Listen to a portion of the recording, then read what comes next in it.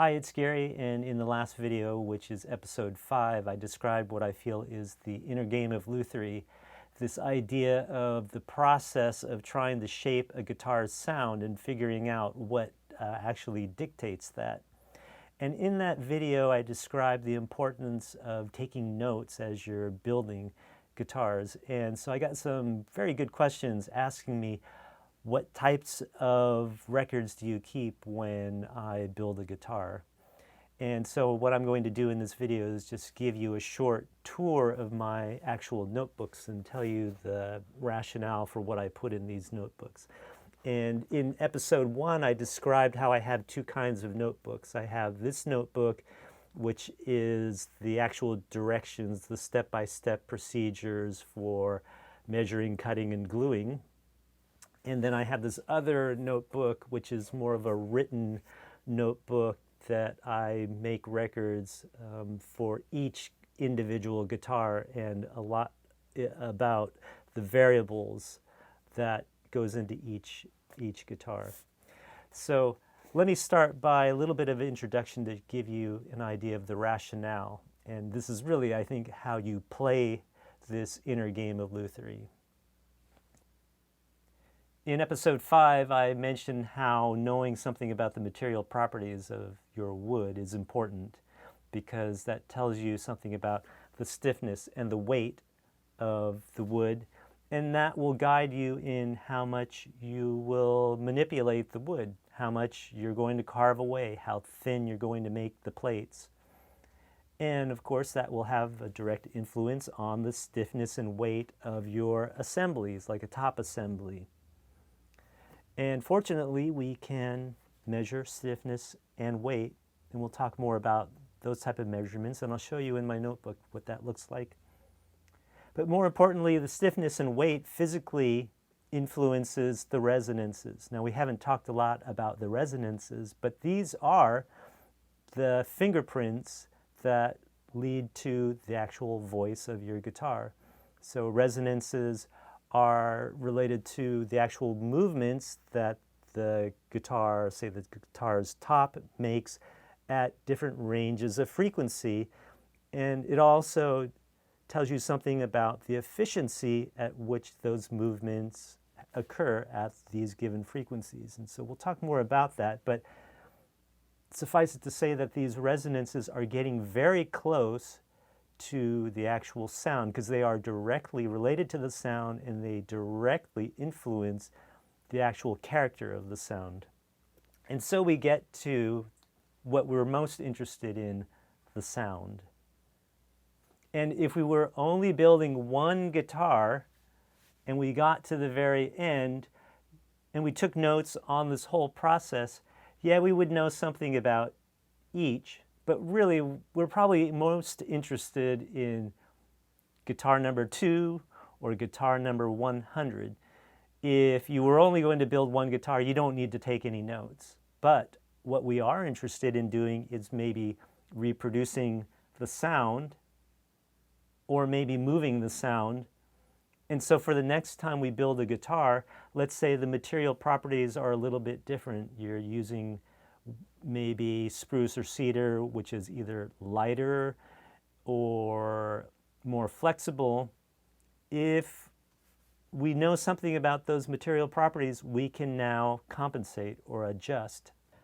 What should we adjust? Well, if we measure the resonances and the stiffness and weights during the construction process and we write that information down, now we have targets towards which we can adjust the structure during the execution phase.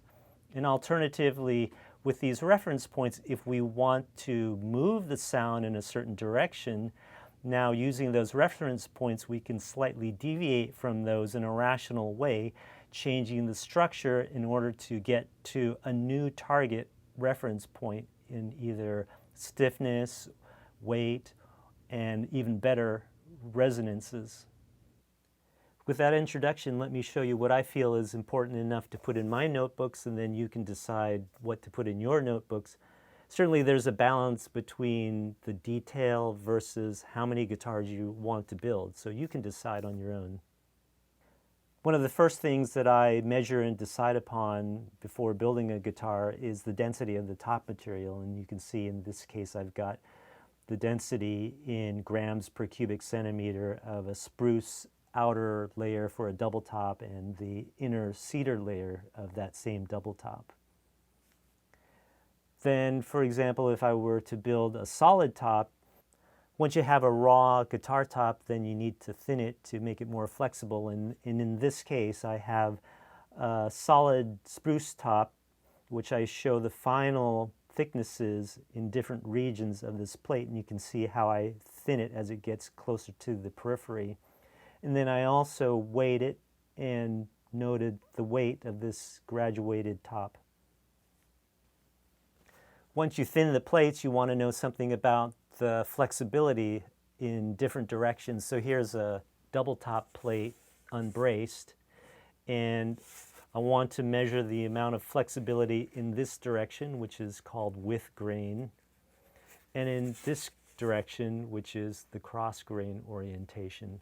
And the way that you can do it, we'll show this in a future video, is by deflection. And deflection is the distance that the plate moves when you suspend it and place a standardized weight on top. And so we can actually measure that with a dial caliper.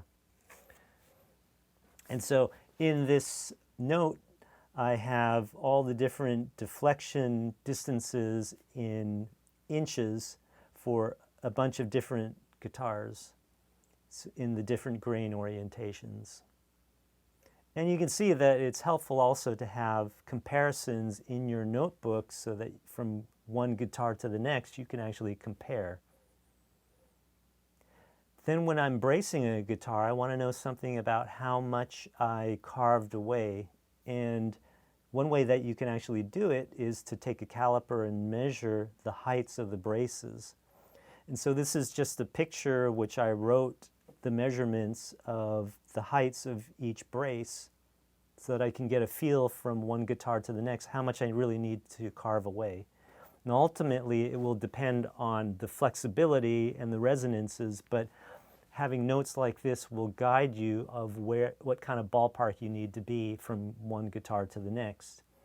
And another thing that you can do is to take side profile pictures and keep that in your notebook, and it will actually show you what braces will look like for that particular guitar. And then once the top is braced, then I want to know something about the final weight. And in this case, in this notebook page, not only do I have the weight of the plate with the sound hole cut before I braced it, but then also the final weight after it's braced and carved. And an interesting thing that you can see in this is that the weight of the braces actually represents a very small percentage of the total top assembly. Another key piece of information is about the properties of your bridge, because the bridge is the top's most important bridge, but it also is a very heavy and stiff piece of bracing. So here I have the density that I started with of this raw piece of Madagascar rosewood blank that I shaped the bridge out of. And then this is the final weight of the bridge. And this will definitely change the character of the resonances depending on how heavy a bridge is. As I mentioned in the intro, it's the resonances of a guitar top that are in most direct line to the sound. And what I'm showing here are photos of Chladni patterns that show the resonant frequencies at which the guitar makes a particular motion. And this collection of photographs that I keep in a notebook is the actual fingerprint for the characteristic sound of each guitar. And then another way that you can monitor resonances is spectroscopically using a microphone and a computer algorithm that will show you the actual peaks and frequencies of these resonances. And so we'll talk a little bit more about that in future videos. But in this case, I have the signature spectra for 3 different guitars. So again, it's very helpful to compare multiple guitars with the data that you have. And last but not least, the most important thing is the sound. So what you want to do is record your initial and subsequent thoughts about how you perceive that guitar's sound. What are the hallmark characteristics? What are the strengths, the weaknesses? What do you want to change? Anything about that, write that down, because that's really important. And then prior to stringing this guitar for the first time, I actually have some calculations and measurements about the action height and whatever I happen to set the action. You could go back to, in maybe future time, measure and compare again to see if your action moved, and that will tell you something about the stability, the structural stability of your guitar. And there are many other details that are important for specific guitars, such as the neck shape for a particular player. And if you have it in your notebook, you'll be able to refer to that later. Should you want to build another one or somebody else liked it, you can reproduce it. Maybe you have a new design feature, or maybe you have different ideas that you're dreaming of. Write it down in your notebook. You'll have it there for safekeeping.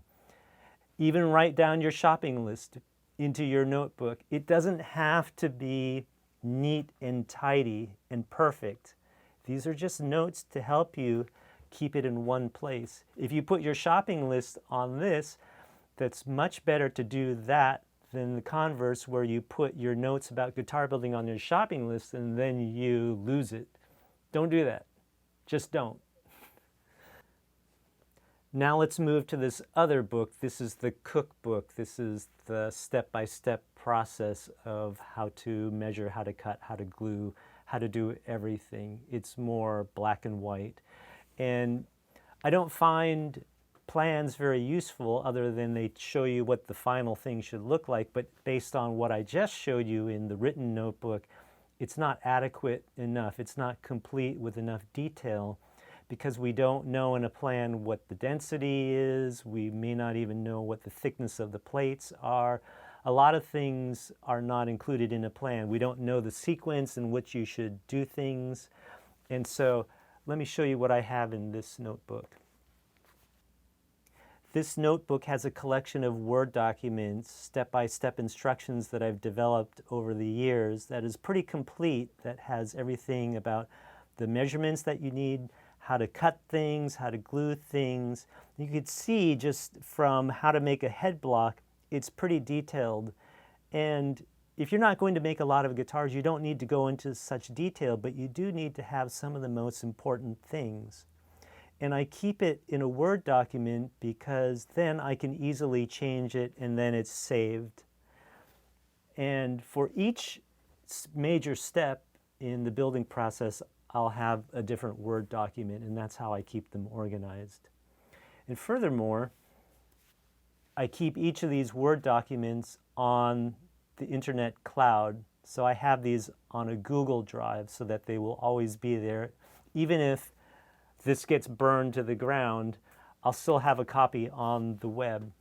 And the other thing is, it's always live and updating, and so I can feel free to change it and it will save it automatically.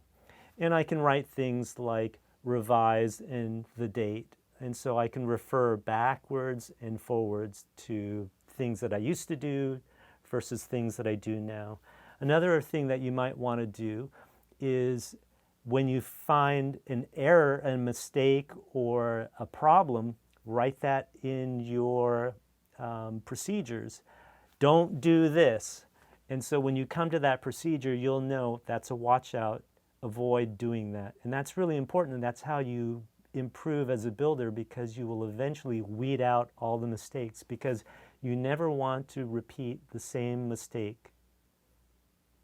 Okay, so that's the tour of my procedures, and I hope that you've learned a little bit about what goes on in my head, and now you can think in terms of what makes the most sense for you and what you're comfortable with, the style that you build, and how many guitars you intend to build, because it is work, but if you're going to build a lot of guitars, it will save you time in the long run. So thanks for listening, and I'll see you on the next video when we start to talk about measuring density and selecting tops.